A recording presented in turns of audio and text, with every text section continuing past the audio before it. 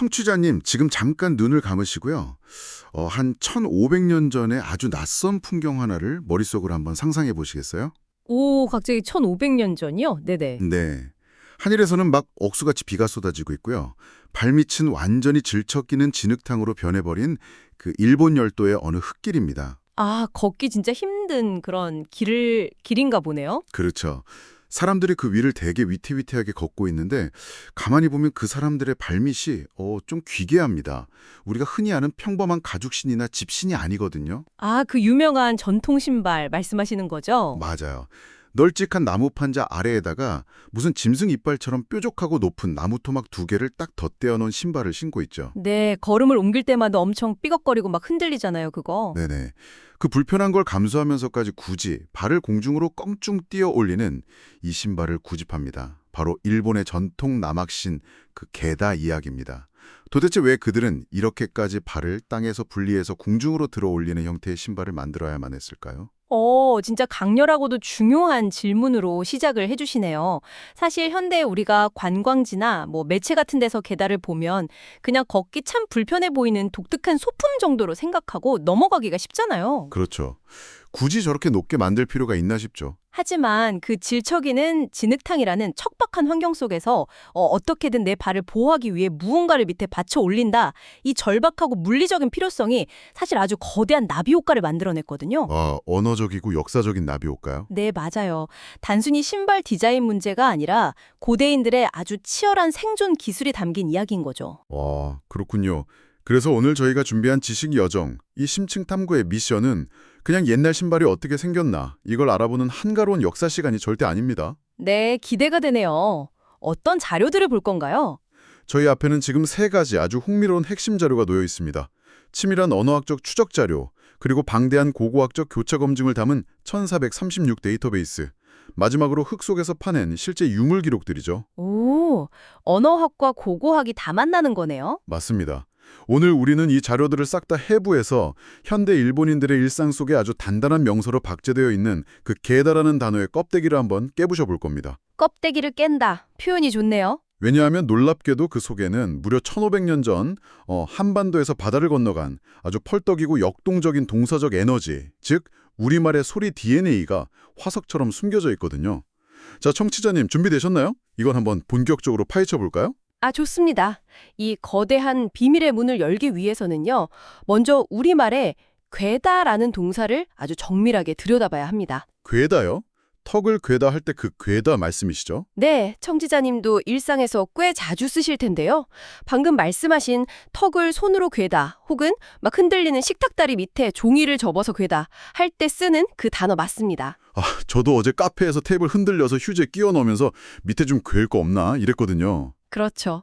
사전적으로는 기우는 물건의 밑을 받쳐서 곧게 하거나 무거운 것을 밑에서 받쳐 올리다라는 아주 명확하고 물리적인 작용을 의미하거든요. 밑에서 위로 쫙 받쳐 올리는 힘이네요. 맞습니다.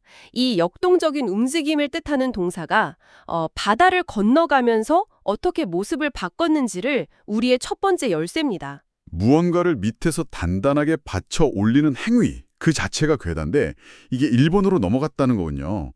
그런데 뜻이 통하는 건 알겠는데요. 소리가 너무 다르지 않나요? 한국어는 괴다인데 일본은 게다 혹은 게타잖아요. 네, 소리가 확 다르다고 느끼실 수 있죠. 네, 이게 언어학적으로 같은 뿌리라는 게 증명이 확실히 되는 건가요? 약간 억지로 끼워 맞춘 게 아닐까 하는 합리적 의심이 좀 드는데요. 그렇게 생각하시는 게 너무 당연합니다. 하지만 고대 언어의 이동 경로랑 의문 변이 법칙을 대입해보면요. 이보다 더 완벽하게 들어맞을 수가 없어요. 오, 진짜요? 어떻게 증명되나요? 먼저 단어의 뼈대인 어근, 그 괴라는 글자를 입술을 움직여서 직접 한번 발음해 보시겠어요? 해볼게요. 괴, 고, 에, 고에. 입술이 동그랗게 모였다가 양옆으로 찢어지네요. 그렇죠. 오와 이가 결합된 이중모음이거든요. 그런데 언어라는 게 세월이 흐르고 또 입에서 입으로 막 전해지면서 발음하기 편한 쪽으로 경제성을 띠게 된단 말이죠. 복잡한 발음은 피하게 된다는 거군요. 네, 한국어의 괴 발음이 바다를 건너 일본어 음운 체계로 흡수되는 과정에서 막 복잡하게 입술을 두동 움직여야 하는 이중모음이 단모음인 개로 아주 납작하게 굳어져 버린 겁니다. 괴에서 개로. 혀와 입술 움직임이 단순화되면서 납작해졌다. 이건 납득이 확 갑니다. 의문학에서는 아주 전형적이고 흔한 자연스러운 전이 현상이죠. 그럼 그 뒤에 붙는 다는요? 다는 누가 봐도 우리말에서 막 동사를 나타내는 동사 어미잖아요. 먹다, 자다, 괴다 이렇게요. 네, 그 다가 어떻게 변했는지가 초적의 하이라이트인데요. 한국어의 동사어미 다는 목청이 떨리는 유성음입니다. 다. 네, 목이 울리네요. 그런데 이 소리가 일본어로 넘어가면서 이른바 청음화 법칙, 그러니까 무성음화 법칙과 일본어 특유의 다치체테토 음운 원리의 지배를 받게 됩니다. 뭔가 복잡한 법칙 이름이 나왔는데 쉽게 말하면 발음 습관이 달랐다는 거네요. 맞아요. 고대 언어가 다른 나라로 차용될 때 그 빌려가는 쪽의 발음 습관에 맞춰서 소리가 탁한 유성음에서 좀 깔끔한 무성음으로 치환되는 경우가 되게 많거든요. 아하, 그래서 다가 타로 바뀐 거군요. 정확합니다. 발음하기 쉬운 무성음 타로 전사된 거죠. 즉 무언가를 밑에서 받친다는 뜻의 1500년 전 한국어 동사 괴다가 일본 열도의 혀를 거치면서 게타라는 소리로 완전히 굳어지게 된 겁니다. 와, 그러니까 일본인들이 남학신을 가리켜 발음하는 게타라는 소리는 결국 우리말 괴다의 발음이 살짝 마모된 결과물이었군요. 네네, 맞습니다. 그런데 일본어 표기를 보면 그 한자로 아래하에 신다자를 써서 하테, 이걸 게타라고 적어 놓던데요. 한자가 명확히 있는데 우리말에서 왔다는 게 맞을까요? 여기서 매력적인 부분은 바로 그겁니다.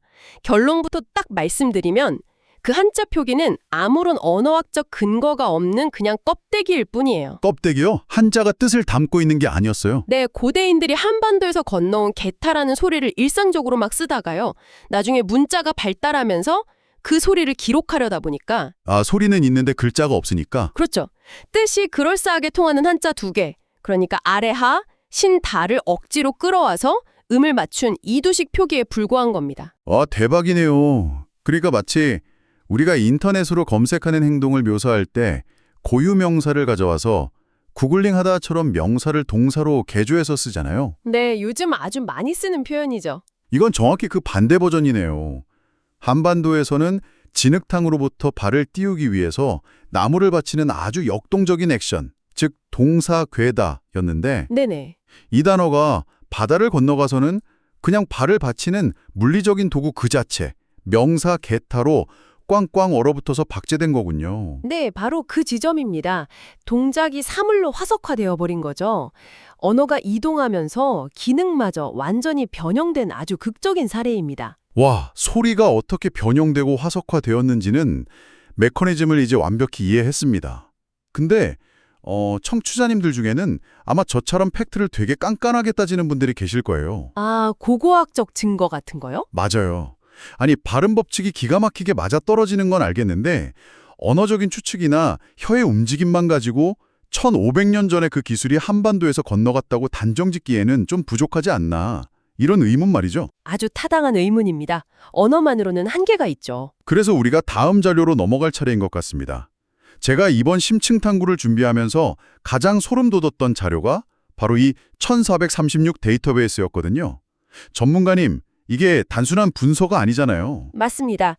이건 고고학적 교차 검증의 거의 끝판왕이라고 할 수 있죠. 끝판왕이요? 네, 이 데이터베이스는 한반도의 고대 국가들과 일본 열도 사이에서 출토된 유물들 중에 형태와 쓰임새가 완벽하게 일치하는 물리적 그리고 언어적 교차 증거들을 정확히 1436개나 집대성해 놓은 방대한 고고학 실증 자료입니다. 와, 1436개라니. 언어학자들의 그 추론을 실제로 땅속에서 파낸 유물로 증명해주는 결정적인 물증 창고인 셈이죠. 네, 제가 이 데이터베이스에서 그 백제 유적 발굴 파트를 보고 진짜 깜짝 놀랐거든요. 충남 부여의 국남지나 나선 같은 백제 시대 핵심 유적에 아주 깊은 뻘밭을 발굴했는데 거기서 뭐가 나왔는지 아시나요? 네, 엄청난 게 나왔죠.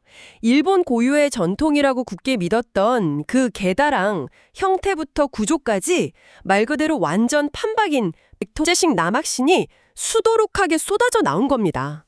발을 받치는 두 개의 뾰족한 굽까지 완벽하게 똑같았다고요. 맞아요. 그 발굴이 고고학계에 던진 충격은 진짜 엄청났습니다. 게다가 일본이 독자적으로 고안해낸 발명품이 아니라는 물리적 증명이 나와버린 거니까요. 그렇죠. 100% 한반도에서 넘어간 기술이라는 거잖아요. 네, 이 현상을 제대로 이해하시려면 당시의 기후와 환경을 함께 보셔야 해요. 고대 일본 열도는 화산재 지형인데다가 비가 워낙 잦아서 땅의 10배 거대한 늪이나 진흙창으로 변하곤 했습니다. 아, 그래서 막 푹푹 빠졌겠네요. 반면에 백제는 당시 동아시아 최고 수준의 토목 기술과 물을 다루는 치수 능력을 가진 국가였거든요. 와, 공학 강국이었군요. 그렇죠. 백제의 그 뛰어난 건축가와 공병들이 열도로 넘어가서 토목 공사를 벌일 때 그 지독한 진흙탕을 극복하기 위한 일종의 생활공학 장비로서 남학신 기술을 함께 가져간 겁니다. 와, 그러니까 그저 비 올 때 신는 우장용 장화 같은 게 아니라 거친 진흙탕 지형에서 살아남고 무거운 토목 공사를 해내기 위해서 바닥으로부터 내 몸을 격리시키는 아주 고도의 생활공학 테크놀로기였군요. 맞습니다. 바로 그거예요. 그 기술의 이름이 한반도에서는 괴다였고 일군에서는 게타가 된 거고요. 그런데 전문가님, 제가 이 데이터베이스를 막 넘기다 보니까 이 괴어 올린다는 공학적 개념이 신발에만 머문 게 아니더라고요. 아주 예리하게 보셨네요. 식기나 제사상에 쓰인 유물 데이터하고도 딱 겹치던데요. 그렇습니다. 신발 발굴 기록 바로 옆 페이지를 보면 가야와 백제 고분에서 출토된 아주 독특한 토기들의 데이터가 나란히 있어요. 아, 어떤 톡이죠? 박물관에 가보시면 한 번쯤 보셨을 텐데 글은 밑부분에 엄청 웅장하고 높은 기둥 같은 굽을 달아놓은 굽다리 접시, 전문 용어로는 대부안이라는 유물입니다. 아, 대부안. 네, 그릇 본체를 바닥에서부터 한참 위로 마치 공중부양시키듯이 띄워 올린 형태죠. 아, 저도 본 적 있습니다. 저 박물관에서 그거 보면서 가야 사람들은 디자인 감각이 되게 아방가르드했구나. 왜 저렇게 밥그릇을 쓸데없이 높고 불안정하게 만들었을까? 맨날 이렇게 생각했거든요. 하하, 그렇게 보일 수 있죠. 그런데 이것도 신발처럼 무언가를 괴어 올리는 메커니즘의 연장선인가요? 이걸 더 큰 그림과 연결해 보면요. 단순히 미적인 디자인이 아닙니다. 이것은 고대인들의 세계관이 짙게 반영된 일종의 영적 설계라고 보셔야 해요. 영적 설계요? 그릇이요? 네, 고대인들에게 발이 닿는 땅이란 곳은 온갖 오물과 벌레, 그리고 죽음이 묻어있는 아주 부정하고 세속적인 공간이었습니다. 아, 불결한 곳이라고 생각했군요. 반대로 하늘은 신성한 공간이었고요. 그렇다면 신에게 바치는 제물, 즉 음식은 어떻게 해야 할까요? 부정한 땅의 기운이 절대 닿지 않도록 최대한 물리적으로 멀리 떨어뜨려야 합니다. 아, 땅에서 멀어지게 위로 띄어야 하네요. 그래서 그들은 무거운 흙을 빚어서 그릇을 하늘을 향해 높게 괴어 올린 겁니다. 신성함을 유지하려는 아주 치열한 의지가 담긴 형태인 거죠. 와, 듣고 보니 딱 떠오르는 게 있어요. 청취자님들도 명절에 제사상 차리실 때 보시면 어르신들이 사과나 배 위아래를 이렇게 평평하게 깎아서 그릇 위에 아슬아슬하게 층층이 높게 쌓아 올리시잖아요. 네네, 맞아요. 그렇게 쌌죠. 그걸 윗세대 분들이 과일을 고인다라고 표현하시거든요. 그런 제사상을 고임상이라고 하고 우리 떡 위에 얹는 고물도 거기서 나온 말이고요. 맞습니다. 세상에, 이것도 결국 괴다에서 온 말이네요. 음식을 땅에서 하늘 방향으로 받쳐 올린다는 거잖아요. 정확한 통찰입니다. 고이다는 괴다의 방언이자 오랜 고어적 형체거든요. 재미있는 건 1436 데이터베이스가 증명하듯이 이 제기의 형패와 그 안에 담긴 정신까지도 일본으로 고스란히 넘어갔다는 사실이에요. 일본에도 이런 그릇이 있나요? 네, 일본에서 신토 제례용으로 신에게 음식을 바칠 때 쓰는 아주 노튼 나무 그릇이 있는데 이걸 타카츠키라고 부릅니다. 타카츠키요? 또 고대 토기 중 스웨키라는 유물이 있는데 놀랍게도 가야의 굽다리 접시와 실루엣이 소름 돋을 정도로 똑같습니다. 와, 진짜요? 결국 진액탕에서 내 발을 띄어 올리는 것이나 부정한 땅에서 신의 음식을 띄어 올리는 것이나 모두 무거운 것을 밑에서 지탱하는 괴다라는 동일한 기술적, 정신적 뿌리에서 뻗어나간 가지들인 셈입니다. 발밑에 신발부터 신에게 바치는 제사상까지. 와, 이 괴다라는 행위가 가진 지탱이 에너지가 정말 어마어마하네요. 대단하죠. 그런데 전문가님, 여기서 제 호기심이 확 발동하는데요. 아까 백제에서 넘어간 사람들이 토목과 건축을 하던 공학자들이라고 하셨잖아요. 네, 최고 수준의 기술자들이었죠. 그럼 신발이랑 그릇을 공중으로 띄어 올렸던 이 사람들의 괴른 기술이 당연히 그들이 짓던 거대한 건물이나 집에도 적용되지 않았을까요? 혹시 이 DNA가 건축물에도 남아있나요? 와, 이 지식 여정의 퍼즐이 맞춰지는 순간이네요. 완벽한 추론입니다. 무거운 것을 밑에서 받쳐 올리는 기술의 결정체는 결국 건축이잖아요. 그렇죠. 건물이 제일 무거우니까요. 열도로 건너간 백제의 기술자들은 신발과 그릇을 넘어서 고대 사회의 가장 거대한 구조물인 건물에 이 에너지를 주입합니다. 전통 한옥이나 일본 고건축물을 보면 엄청나게 무거운 지붕의 하중을 버티기 위해 기둥 위에 가로로 굵은 나무를 얹거든요. 아, 그 지붕 밑에 가로지르는 큰 나무요? 네, 우리는 그걸 석가래 받침, 즉 돌이라고 부르는데 흥미롭게도 일본 목수들은 예나 지금이나 이 핵심 부재를 케타라고 부릅니다. 잠깐만요. 신발은 게타였는데 무거운 지붕을 받쳐 올리는 나무 기둥은 케타라고요? 소리가 너무 기가 막히게 비슷한데요. 혹시 이것도 괴다에서 온 건가요? 우연이 아닙니다. 이 역시 언어학적으로 괴다의 또 다른 변이 형태예요. 어떻게 케타가 되죠? 한국어 괴가 이번에는 약간 거센 소리 성향을 띠면서 일본어 캐로 발음이 변형되었고요. 동사 어미 다는 앞서 신발의 경우랑 똑같이 다치츠테토 법칙에 의해 무성음 타로 전사되었습니다. 아, 괴는 캐로, 다는 타로. 네, 결국 무거운 지붕을 허공에 띄운 채로 무너지지 않게 꽉 받쳐서 고정하는 그 핵심 건축 부품의 이름이 케타로 굳어진 것이죠. 여기서 정말 흥미로워지는 부분은요.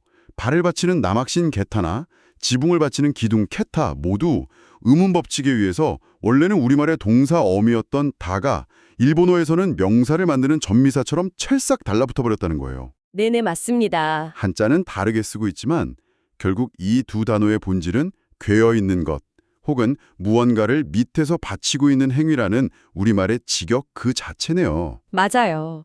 여기에 언어학자들이 환호하는 성음 상징이라는 개념이 완벽하게 적용되거든요. 성음 상징이요? 그게 뭔가요? 인간의 언어는 소리 그 자체에 특정한 물리적 에너지와 심상을 담고 있다는 이론인데요. 청취자님과 호스트님 지금 당장 입 밖으로 한국어의 자음, 기역, 그 소리를 한번 크게 내보시겠어요? 그 하고요. 해볼게요. 뭔가 약간 목구멍 안쪽이 턱 막히면서 혀뿌리에 힘이 꽉 들어가는 느낌이 나는데요. 정확합니다. K나 그 같은 연구계음 소리들은요, 발음기관을 콱 막아서 압축하는 힘을 냅니다. 아, 힘이 응축되는군요. 그래서 이 소리들은 땅에 뿌리를 단단히 박고 무거운 것을 무너지지 않게 지탱하며 고정하는 압축된 에너지를 상징하죠. 반면에 모음 에나 에 소리를 내면 입술이 열리면서 외부로 에너지가 뻗어나갑니다. 와, 소리 자체에 힘의 방향이 있네요. 즉, 땅바닥의 무거운 중력으로부터 발이나 지붕을 억지로 밀어올려 공중으로 띄우고 그것을 떨어지지 않게 꽉 붙잡아 고정하는 그 엄청난 물리적 에너지가 괴다라는 단 세 글자의 소리 속에 이미 응축되어 있었던 겁니다. 와, 그리고 그 소리의 에너지가 열도로 건너가서 1500년 동안 일본인의 발밑에서는 게타로, 머리 위 지붕에서는 케타로 묵묵히 세상을 떠받치고 있는 것이고요. 1500년 전 한반도 장인들의 그 물리적인 땀과 기상이 괴다라는 소리 하나에 화석처럼 꽉 박혀서 지금까지 일본을 위아래로 지탱하고 있다는 거잖아요. 언어의 힘이란 정말 압도적이네요. 네, 정말 경이롭죠. 그런데 전문가님, 제가 여기서 약간 딴지를 한번 걸어보자면요. 우리가 지금까지 1500년 전의 낡은 신발, 고대 건축물, 제기, 약간 이런 박물관에나 있을 법한 물리적인 사물들에 대해서만 이야기했잖아요. 네, 그랬죠. 근데 언어는 살아 움직이는 건데 이 괴다라는 역동적인 동사적 유전자가 현대 일본인들의 이런 스마트폰 시대, 일상 속에서는 완전히 죽어버린 언어가 된 건 아닌가요? 전혀 그렇지 않습니다.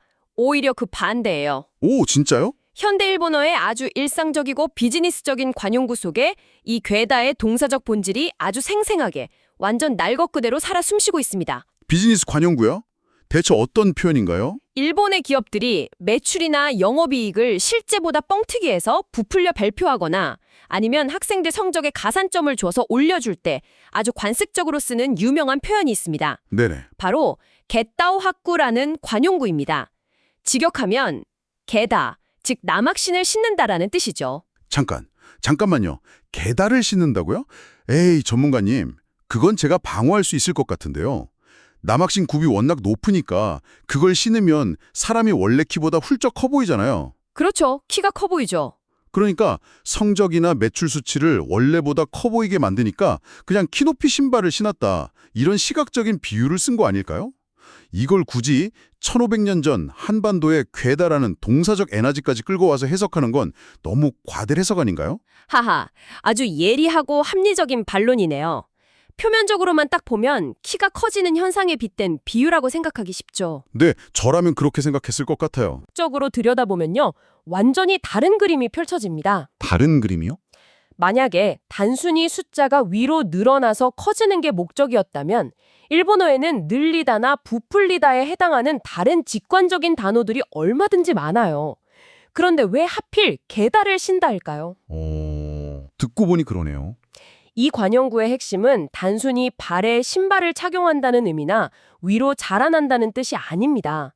실제 존재하는 바닥의 수치, 즉 진실이 있는데 그 숫자 자체에 머리를 잡고 키우는 게 아니라 그 밑바닥에 임의의 구조물을 끼워 넣어서 기준선 자체를 통째로 위로 들어 올린다는 물리적 행위를 묘사하는 겁니다. 아, 그러니까 숫자의 머리채를 잡고 위로 쭉 당기는 게 아니라 숫자의 밑바닥에다가 무언가를 쑤셔 넣어서 기준점 자체를 위로 확 들어올리는 조작을 의미한다는 거군요. 바로 그겁니다. 그건 그냥 시각적인 비유가 아니라 기우는 물건이나 낮은 것의 밑바닥을 받쳐서 밀어 올린다는 한국어 타동사 괴다의 물리적 메커니즘과 100% 완벽하게 일치하는 동작인 거예요. 와, 소름 돋네요. 현대 일본인들은 회사 매출을 부풀릴 때 습관적으로 그 말을 그냥 내뱉지만 그 관용구의 뼈대를 지탱하는 것은 박물관에 놓인 죽은 신발 명사가 아닙니다.